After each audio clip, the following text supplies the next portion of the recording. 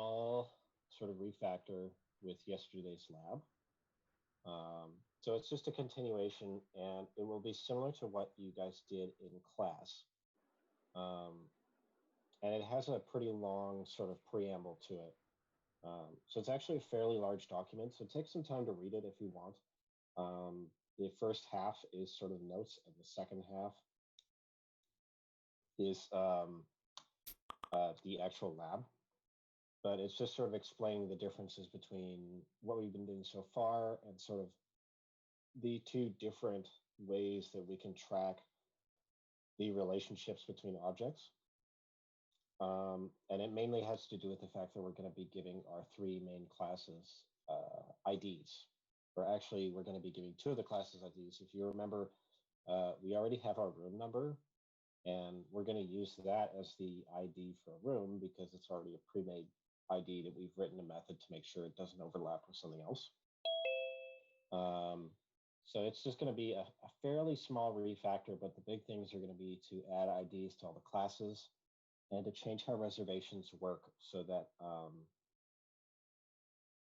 they keep track of IDs rather than the objects themselves. The way that in an actual database, a database won't track object relations, it will track IDs, these to use relations. This is going to break a couple of, if you've already written a reservation method, this will probably break it. If you find that you have methods that are suddenly throwing you big errors and aren't working, just feel free to comment them out. The really important part is changing over reservations and using that and creating that sort of last method I put in the bottom there. Because I think it will take less time and it'll be a bit more clear cut. I've also written this in a kind of more step-by-step manner, so I hope it's a bit easier to follow. It's a bit more explicit with how to go about doing things. So yeah, it's just I usually think things will take less time than they do. Actually, I was recently having a meeting with John, and he was saying in the industry, it's standard to predict how long it will take to do something and then multiply that time by 3 to get a proper number, which actually seems to be kind of true. So I would give you guys all a lab to do this today. But I also wanted to say, since this is our last lab before the end of this unit, that now would be a good time to collect and address any questions that you have. As you might know, we're not having a lab tomorrow. And since you're going into dealing with our OOP tomorrow, I wanted to just sort of answer any questions you have, clear up any confusion. And as always, if you want to just work at the lab or work on your project or whatever, that's fine. You can just try to tune out or mute the chat or whatever.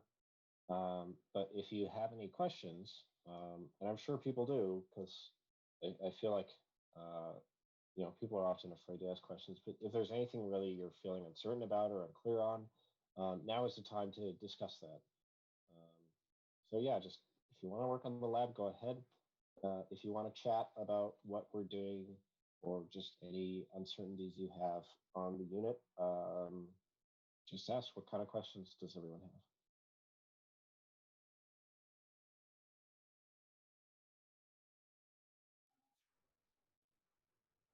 I'm still unsure about the configuration. Yes. Okay, yeah. So just Jen's asking about the app.config. And that's I feel like app.config is kind of scary, but it's actually not as bad as it seems. I'm going to open up my version here and just briefly go over it. And I can't remember if we need that in the project, if there's any app.config stuff in the project. Oops. Okay. Here we go. I've got it right here. So basically, in every .NET solution, you're going to have this app.config file here. And this is an XML file. So it's just XML is kind of like it's a lot like HTML. And we just have these tags. And in app.config, I can add in this app settings keys and values. They're kind of like key value pairs in a dictionary. The key being the sort of variable name, and the value being whatever I want this to be. So I can be can I do it without quotes? Is it gonna get mad at me? Yeah, maybe I can do that. But the point being that I can give it whatever value I want. So it's just like creating a variable in C#. And using a special class in, where do I have that here? I think I have it for, yeah. So using the configuration manager class, I can access app settings, and I use this get function.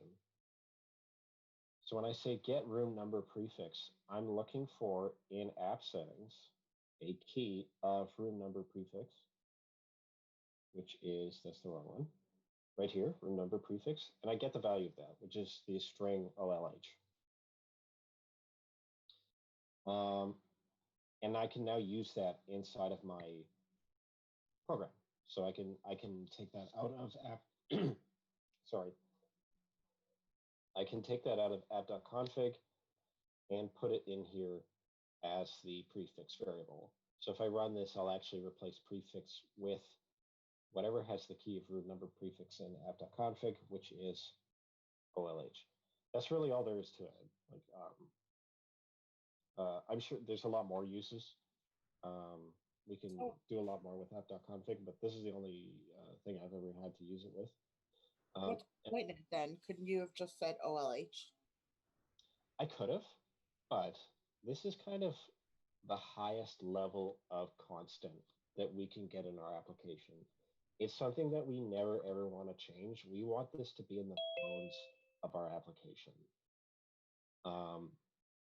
And if we really don't ever want this to change, yeah, we could put it in app.config and make sure that this will be the same across our entire solution. It will never change unless we actually go to app.config and change this ourselves. So yeah, it is a fair amount of work to store something fairly small, but if we want it to be like really like a fundamental value that will never change in our program, it's like if we wanted to store the gravitational constant.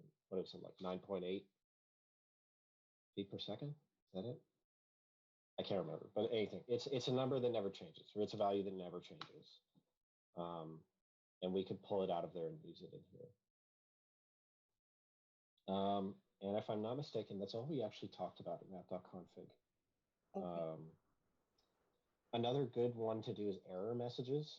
So if I say like, yeah, let's actually try one.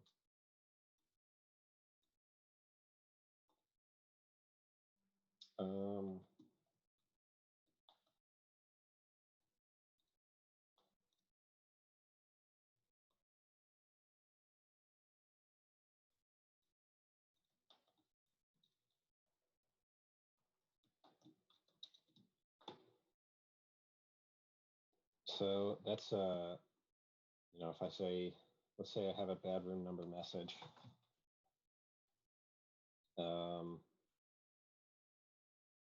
And somebody tries to add a room to my hotel that I don't like. They give me a bad number.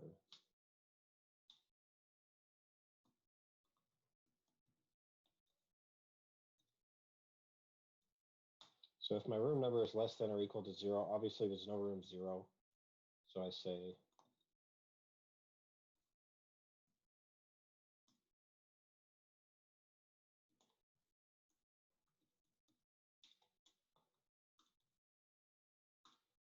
what did I call it again? Get rid of that. Bad room number message.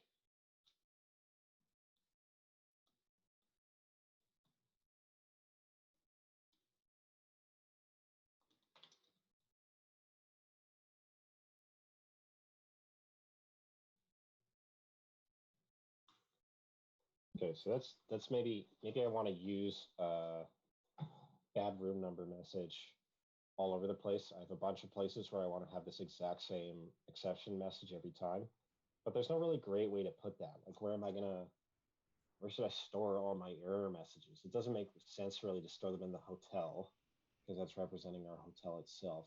So app.config is this kind of little place where I could put values that don't really make sense to store anywhere else in the program is another way of doing that. And again, as we get into bigger programs where we don't have a clear like program.cs class, app.config is a useful place for storing stuff that we want to see all over our application. And it's more like. So where you wrote bad room message or room number message, you wrote it in string. Wouldn't that just print bad room number message? Well, so what configuration.appsettings.get is doing is it's looking in our XML for an app settings key of this. So if I look at get, gets the values associated with the specified key from the system collection specialized name value collection combined into one comma separated list. So this get method actually is looking for a string, and I'm giving it it's like if I have a dictionary and I'm trying to get like it's like dot contains. It's like if I look in my dictionary for a key of apples, it tracks, I don't know, the number of apples I have or something like that. I'm passing it this key, and it's looking for the value of the key value pair with this key. It's the same here. I'm giving it the key of bad room number message. It's going to my XML and finding this key and returning this value. So is that like an example of where you would use like a throw? Like, would you throw that error, or is that just? Yep. Yeah. Okay. Because it feels like it's controlling the code. No, or not? It is, but if it kind of is controlling the code, and I think I would personally argue that this is a proper place to use an exception because I'm getting input that doesn't make sense. I'm getting input from outside what I want, or not really what I want, but what I expect. Like if I get input that maybe is formatted improperly or something like that, I feel like that's a reasonable place to use an argument exception. And an argument, like when we use argument exception, I'm specifically saying like, no, I actually don't want a negative number because a negative number doesn't make sense in this context. So one of the difficult parts about the idea that like an exception should not control the flow of your code is it's a little bit subjective. I think what's important is that I'm stopping the code. I'm not crashing it, but I'm saying, no, this won't work. So stop doing this. And instead just give this message saying like, hey, you can't enter this specific output. If I did a bunch of stuff down here, like, actually, you know what, I'm gonna, in my catch specifically. So if I did a try catch around this, and then in my catch, I say like, create a new message or use a different method or something like that, that would be definitely controlling the code in a way that exceptions should not. But okay. Right now I'm just saying like, stop, say this is wrong, try again. Okay. So when you throw an exception, it just like goes back to the beginning, or you have to like set that? So one of the nice things is that if I say this is returning a room, if I get rid of this return, it's going to complain, hey, not all code paths return a room, right? If you put in throws of exceptions in the place of returns, it will also say, it will stop complaining about that because throwing an exception will immediately break out of the method that is being called. So what would happen is create room would instantly stop. It would not do any of this code down here. So if in my program I wrote create room 101. The first time it does this will be fine. The second time it does this, it will throw an exception. So it's not going to create this room. It's instead going to give me that message. And the third time I do this, it'll also not do that. It's going to say, no, you don't have, or sorry, you already have a room 101. You can't do that. So yeah, it's basically like how in a return, you should put that where you want your method to stop. A throw does the exact same thing. Okay. But the nice thing about a throw is that if I gave this a totally wrong number, like if I put an A in this and then tried to parse that number if I gave this a string with an A in it and tried to parse that into an integer, that would just crash the program. Like the whole program would stop because it's like you can't parse that into an integer. If I did a throw instead, or if I did a catch, if I did this inside a try catch, oops.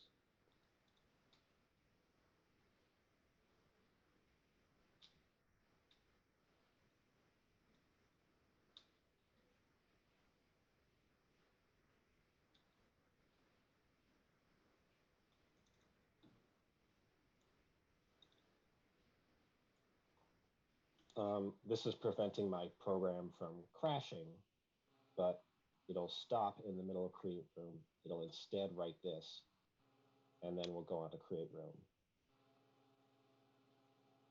Huh. So it's kind of controlling it is like in a way, it's controlling the flow in a way that if we expect something might go wrong, the whole thing doesn't just fall apart. Instead, we wanted to try to react to that happening in a way that, like, if I had a front end connecting this, I'd probably stop create room. I would throw that message, but then they can click the button that says create room again and try giving it a value that's not terrible. Or, it might throw an error if I entered in a bad number to begin with, tell you like, no, you can't do this, and delete it, and then let you try it again. It would be bad if I entered a bad number and it said, no, if I threw an error, it said, no, you can't do this, and they took you back to the main page or something like that. That would be a bad control of the system.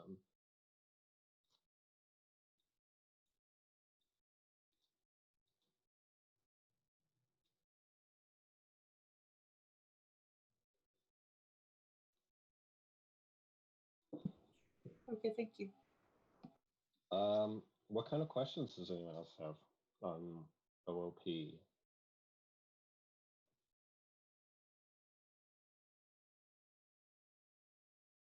Or not necessarily. Zach, I had the same question that Jennifer asked about the app.config. I mean, I know how to use that key value and how to use it in the main, but what is the use of that, and how do we know when we have to use that app.config?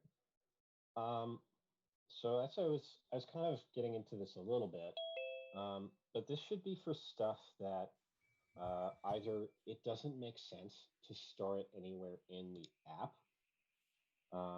Like, I don't really know where I should store, room number prefix. Maybe I could put that as a hotel property, or I could put that as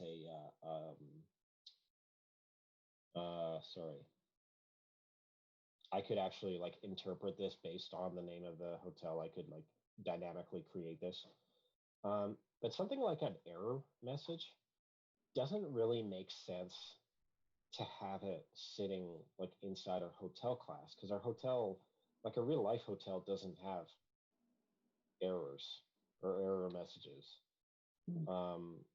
So that's one thing is we put it places that we put in stuff that doesn't really make sense to have in our main, our actual program.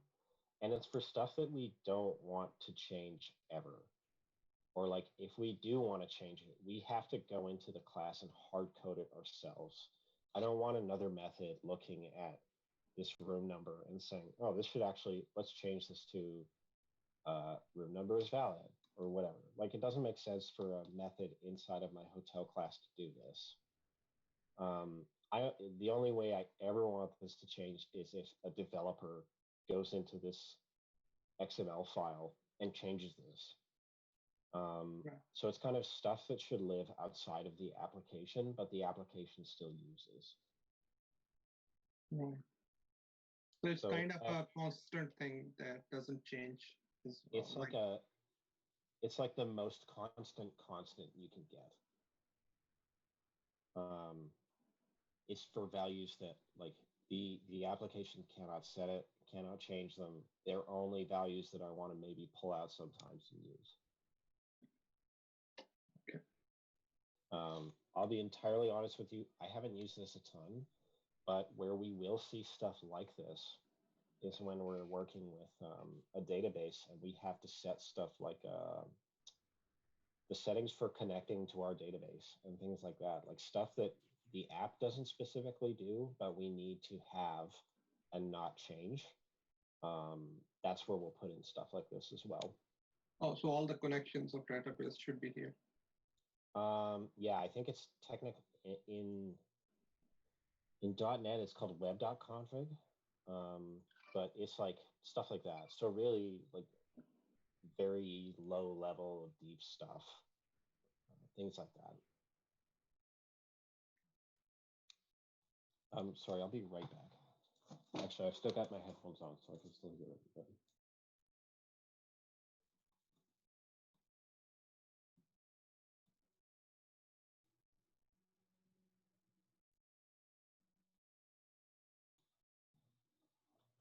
How are we doing with the lab? I know the written material is a bit long. Does anyone have any questions about the written material in the preamble?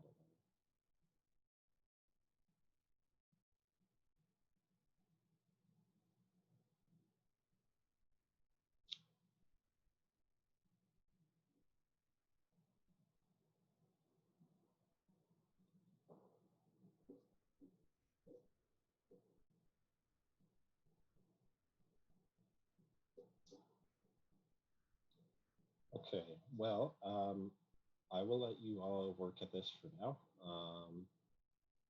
Again, please let me know your questions that you have about the unit or about the lab or about the project.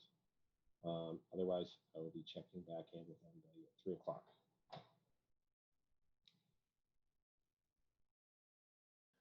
Zach, I'm sorry I missed a few minutes at the beginning.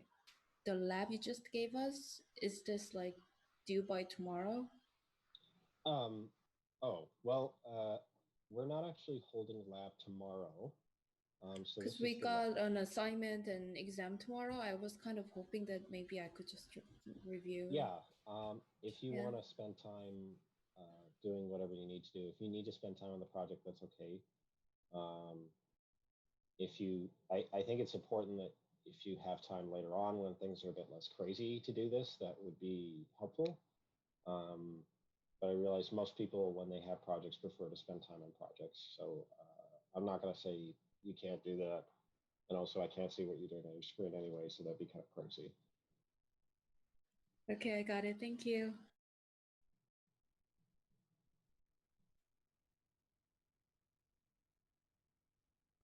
So we're not reviewing this whole lab thing today. Well, I know it's got a little bit extra, so I could, if you want, we can review the lab or labs. I mean, if you like,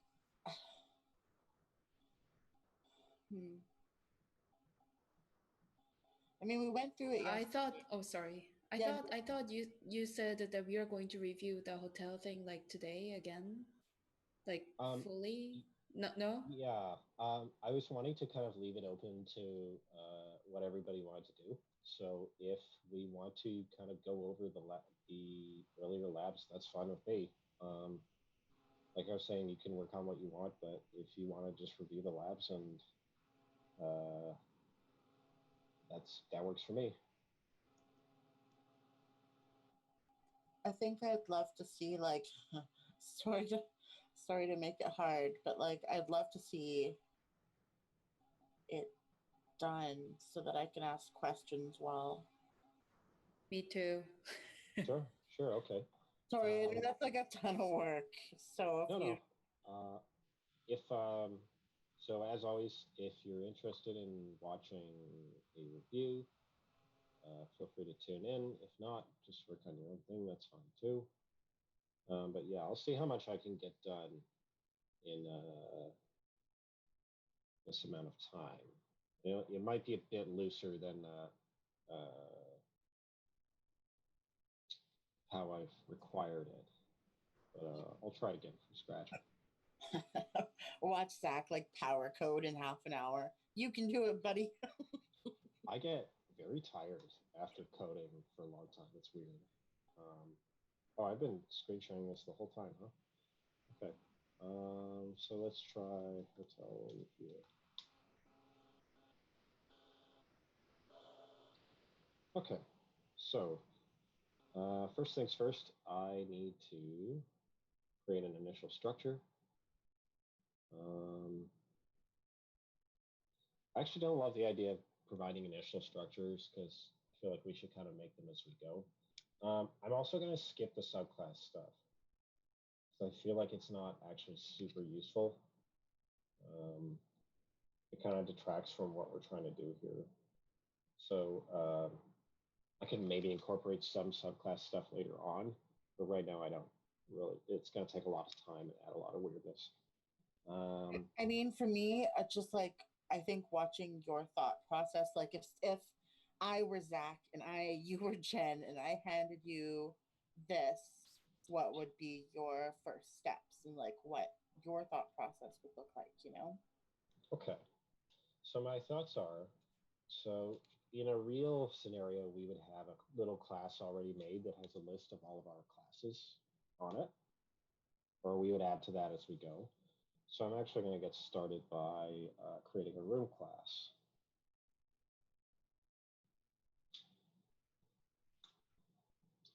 And our room needs a string, not strong, string number. Let's make that public.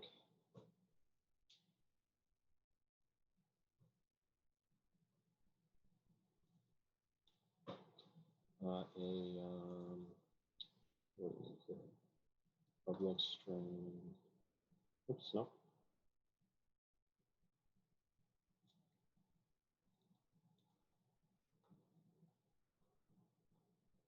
So I'll just make these all public for now. I might get set so they're proper properties.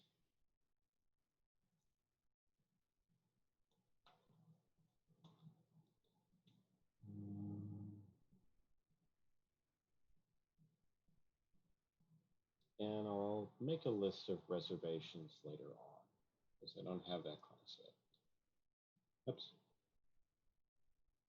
Oh, there's just like this tiny little bit of lag when I'm casting this, and now so I always click the wrong thing and stuff. Okay, so I've got my room. I want a client. So we have a string name. Keep forgetting my public because I've been working in JavaScript.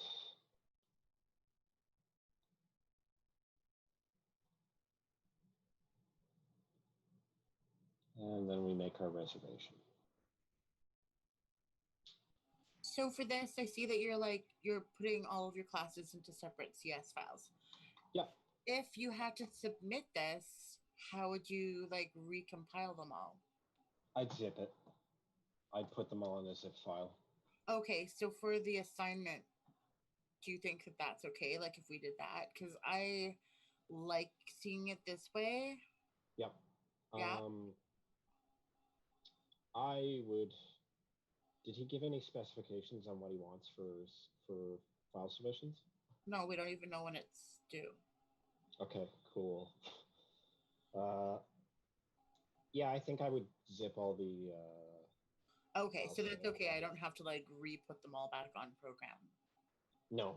I hate Okay. that. Okay, awesome. Thank you. Let's see, I've got my date.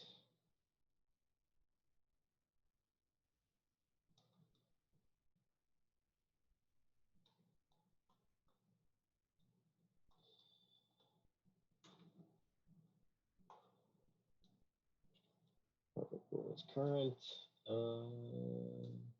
Okay, so I want to refer to a client object.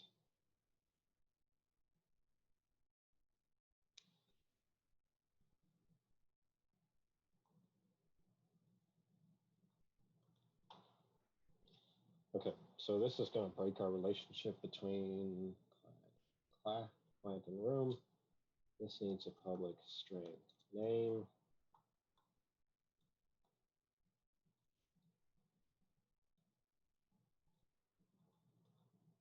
And I want a list of all of these. So our hotel is going to mimic our kind of database, what we call context. So I'm just going to list my clients.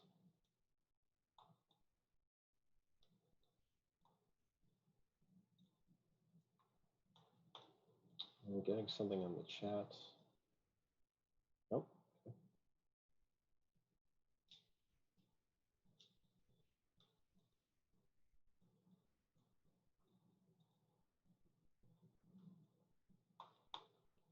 Okay.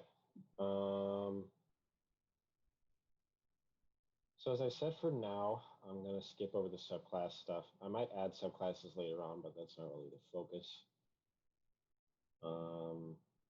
So, and just to be clear, so in a real situation, I'd probably be debugging this as I go.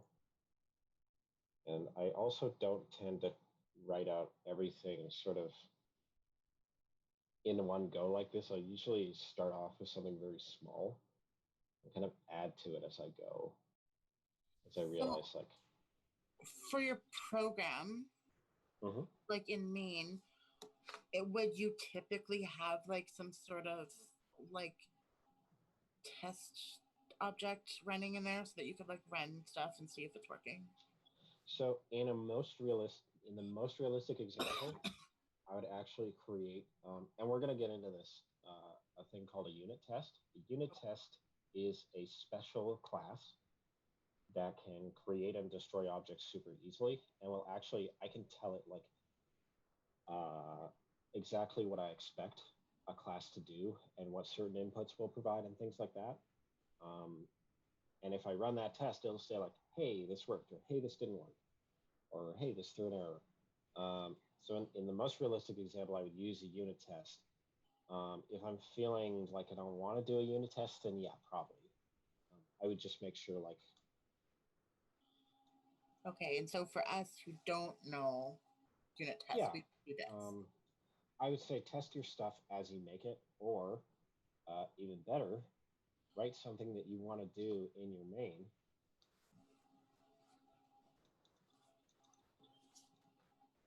And then write your program until it does that thing that you expect before moving on.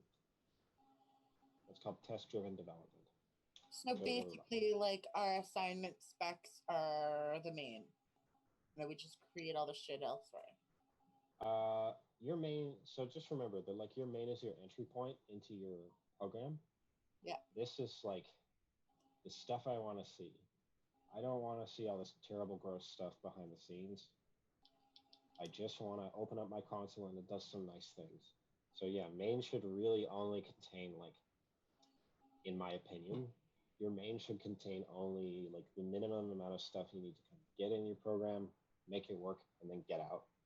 So like for the assignment, it would be like where we would console write line, like choose your character. I think my main in if I can remember off the top of my head, when I wrote this, my main consisted of 2 lines. It was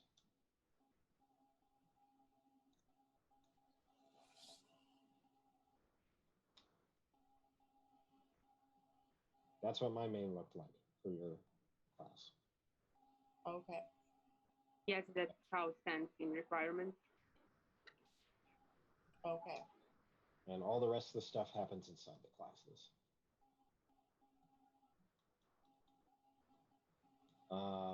Yeah, I try to put as little logic in main as possible. And as we get into more realistic examples, like console, nobody makes console apps anymore, really, or like people work with the console and stuff. But actually, no, that's a bad thing to say. I shouldn't say that. But the point is, like, there's a very high chance you will not make a console app in real life. So we should be used to like thinking of consoles as just like one more entry point into a program. Okay. Okay. So, second part, I want to create a constructor for each of our classes in the way that I think is most convenient. So, oh, you know what? This needs a list. Reservation. Okay. So I'll probably have a public client. I'll have an empty constructor.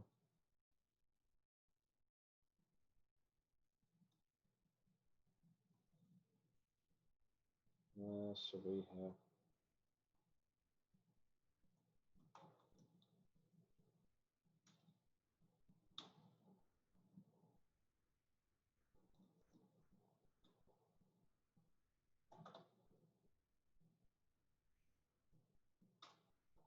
oh, and I have to initialize my lists in here.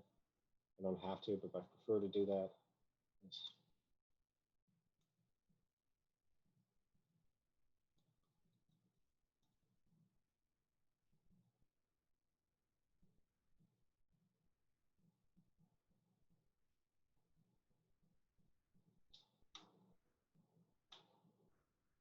So that makes sense to me.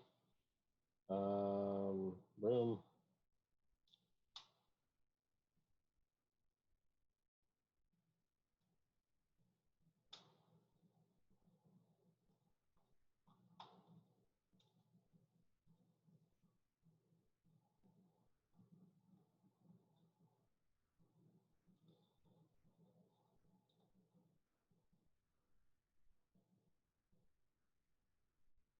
So I'll just make an empty constructor for each of these, and then I'll add on my constructor that I like.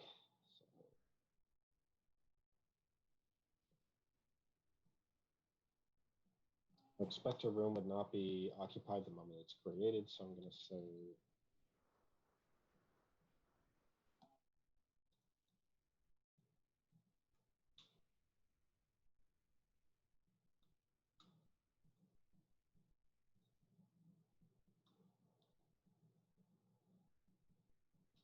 I'm just going to provide this in the default values. Okay. Reservation is the big one. So what's your thought process around these? Like, so your reservation. For construction, for constructors, Yeah. It's really a matter of like convenience. It's when I make a new object, do I want to say reservation dot occupants equals 3, reservation dot is current equals 12, or true, or whatever? I don't want to do all of that every single time. I want to be able to put all of that in my new argument. So part of it is convenience, and part of it is the fact that I need to initialize lists. But most of it is my thinking, like what makes sense in a real world scenario. So let's take this as an example. Let's say I would expect a date time. Yeah, we would set that when I create a new reservation for like, would it be now or would it be later? Yeah, let's say it's now. If I need one that can make a new date later, I can add that. So I'll just say for now, it sets the date to be now. Occupants is current. Obviously, if I'm making a new one, it'll be the most current. And I want to give it a client.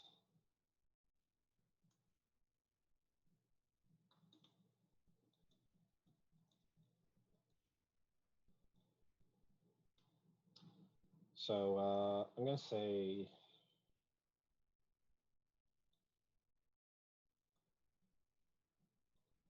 now because I'm making a new one. Obviously, it's starting the moment it's created. It's weird. I keep seeing I'm getting new chat messages, but then they disappear. Occupants. Occupants. I'm going to assume if I'm creating this now, it's going to be the most current one, so it's going to be true.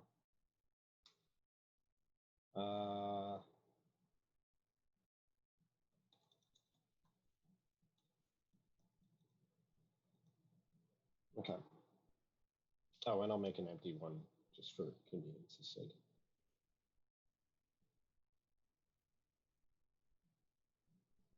Okay.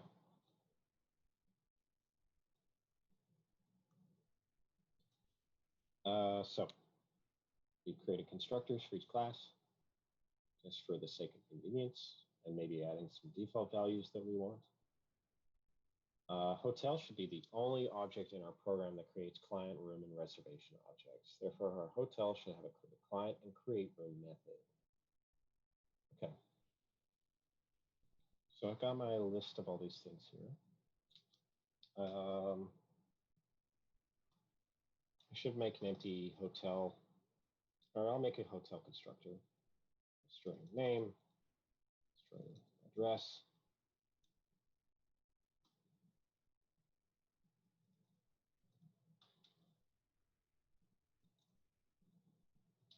Then I want to initialize all my classes for all my lists.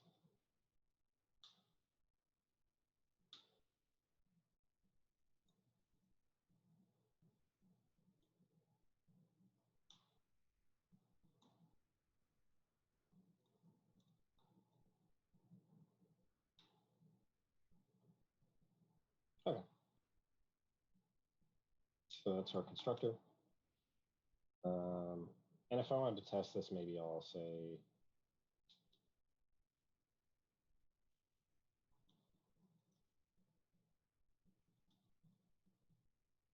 sure.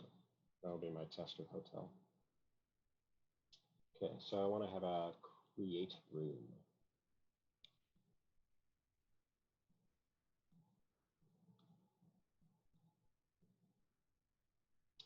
So I want to make a new room, and I'll return that for convenience sake.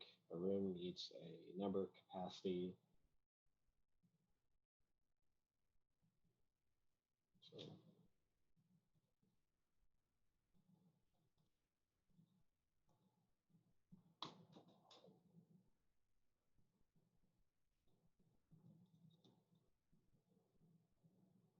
we're going to pass in number, capacity.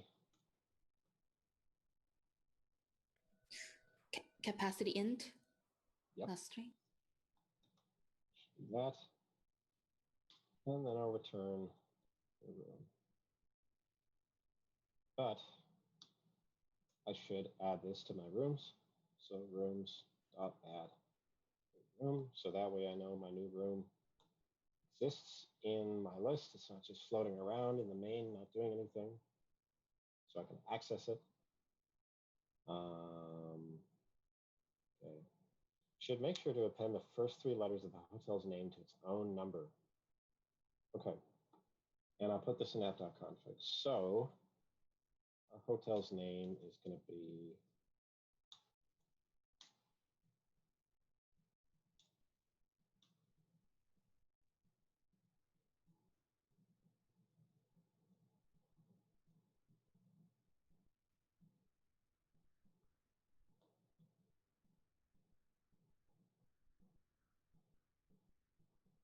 Rebecca.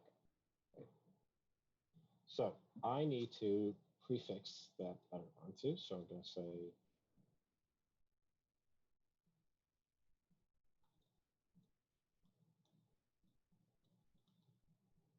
I need to install the package that lets me use this, I think.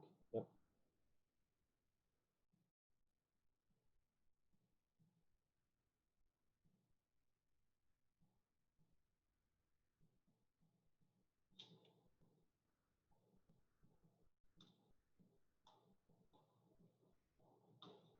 So I want to get that hotel prefix.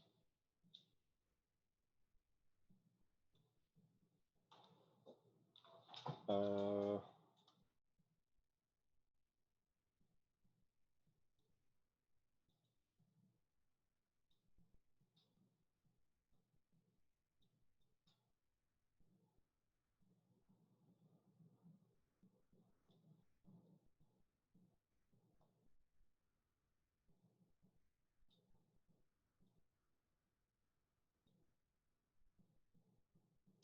so if I want to make sure that it's just a number, I can actually use the strongly typed here to my advantage. I'm actually going to put this as an int.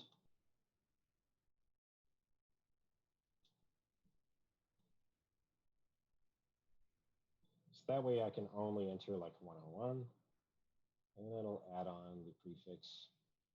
So just a little bit of data validation there.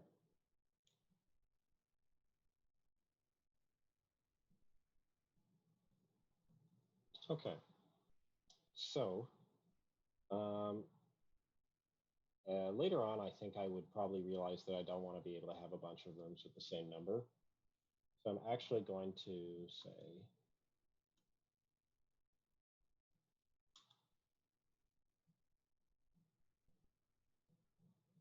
I'm going to try and find a room. So I'm going to say,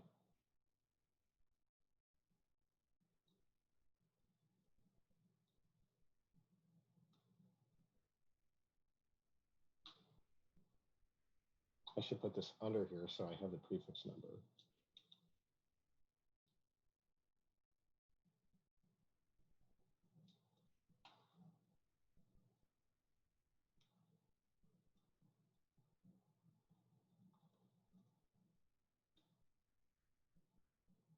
Nope, throw an exception.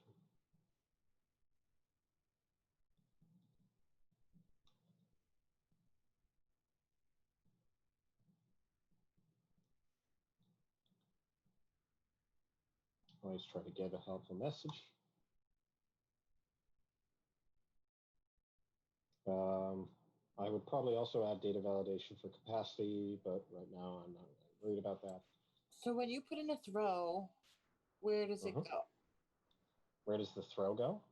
Yep. Like, so your code's there, it stops at the exception.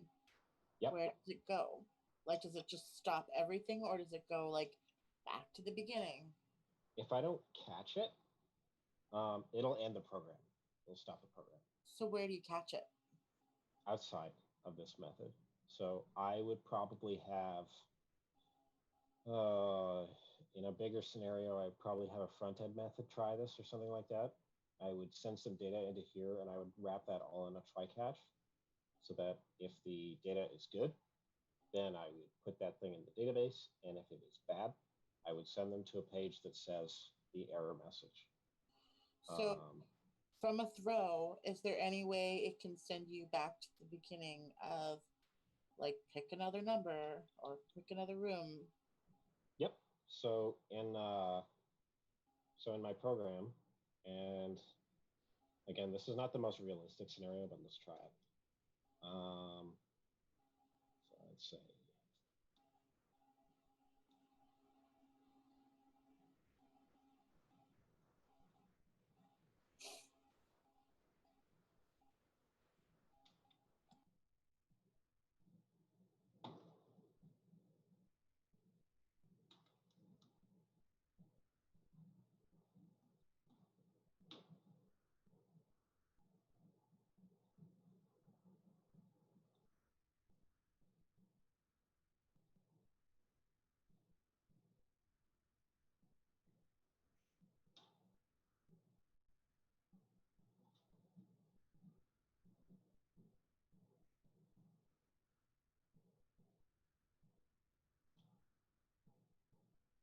okay.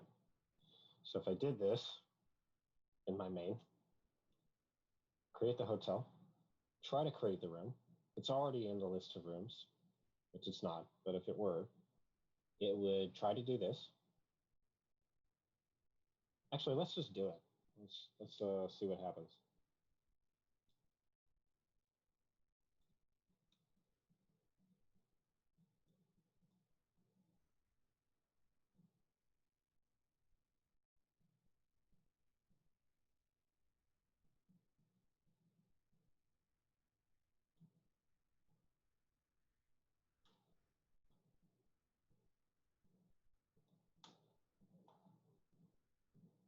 so if I try to run this, oh, it's not going to do that because it's going to disappear.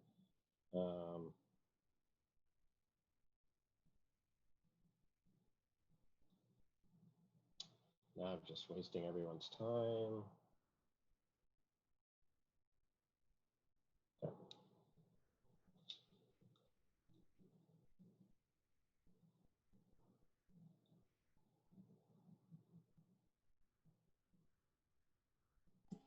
Okay, I don't that think works. Oh, you can't see my console.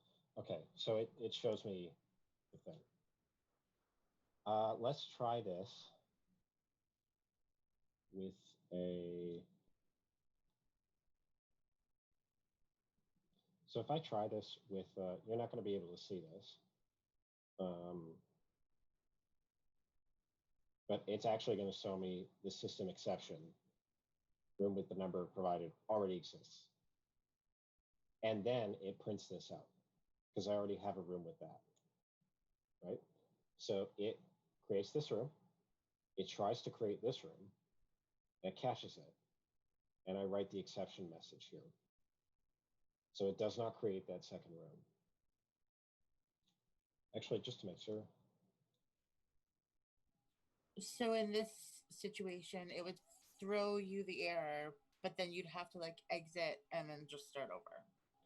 No, see, it throws me the error, and because I catch it, it writes out this line and then just continues on.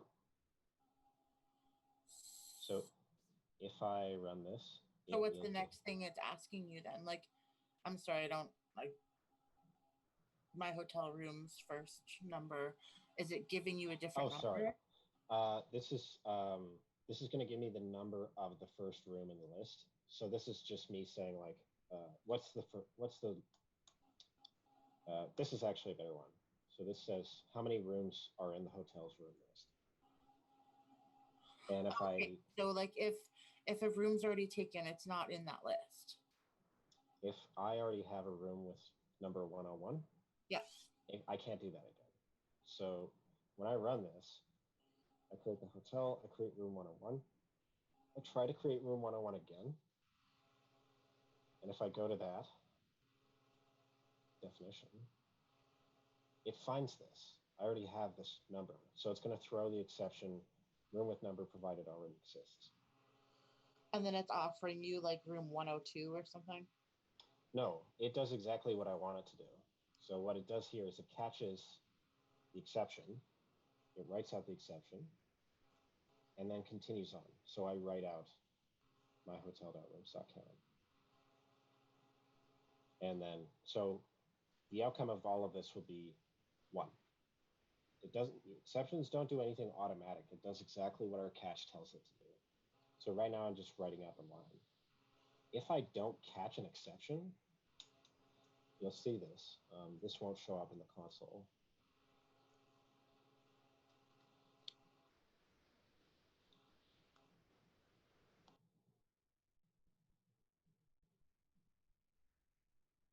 Again, an error. Exception unhandled. So it actually says this room with, see, system.exception, room with number provided already exists. So that's the exception I wrote. So that's an uncaught exception because I have no try catch around it. So that will stop the program because I have no try catch around that. But if I have a try catch around the method, like how I had earlier, it will stop the method, catch the exception, do whatever I tell it to do here, so write line, and then continue on. I could actually say, how, like, I'm sorry, like, I think where I'm confused is I picture it like a real hotel, right? Like, if you don't have that room, how is it continuing on? Like, is it just giving you the next room number, or like? It's doing nothing. It's doing exactly what my catch is telling it to do. So if I want to make this realistic, I would take user's input. I would try to create the room with the